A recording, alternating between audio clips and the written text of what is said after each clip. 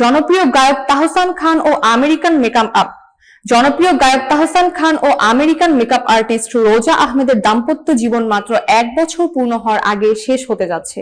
গত বছরের 4 জানুয়ারি তারা বিবাহ বন্ধনে আবদ্ধ হয়েছিল।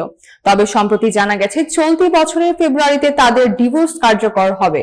নির্ভরযোগ্য সূত্রে জানা গেছে তাহসান রোজার বিচ্ছেদের পেছনে মূল কারণ ছিল তাদের জীবনধারায় ভিন্নতা। তাহসান আগের চেয়ে অনেক বেশি ব্যক্তিগত ও নিরিবিলি জীবনযাপন করতে চেয়েছিলেন। তিনি বিনোদন অঙ্গন থেকে নিজেকে গুটিয়ে রাখার পাশাপাশি সামাজিক যোগাযোগ মাধ্যমেও সক্রিয় ছিলেন না।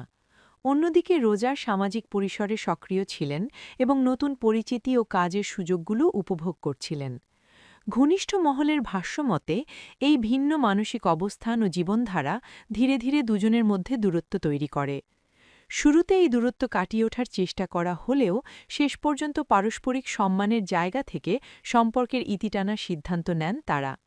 জানা গেছে গত বছরের জুলাই থেকে আলাদা থাকার পর তাহসান নিজেই ডিভোর্সের জন্য আবেদন করেছেন। রোজা একজন পেশাদার মেকআপ আর্টিস্ট। তিনি দীর্ঘদিন ধরে বাংলাদেশ ও যুক্তরাষ্ট্রে ব্রাইডাল মেকআপে কাজ করছেন এবং নিউ ইয়র্কে তার নিজস্ব প্রতিষ্ঠান রয়েছে। তাদের বিচ্ছেদ প্রকাশ্যে আসার পর ভক্ত ও শুভাকাঙ্ক্ষীরা চমকিত হলেও দুজনই বিষয়টি নিয়ে নিজ নিজ অবস্থানে নীরব রয়েছেন।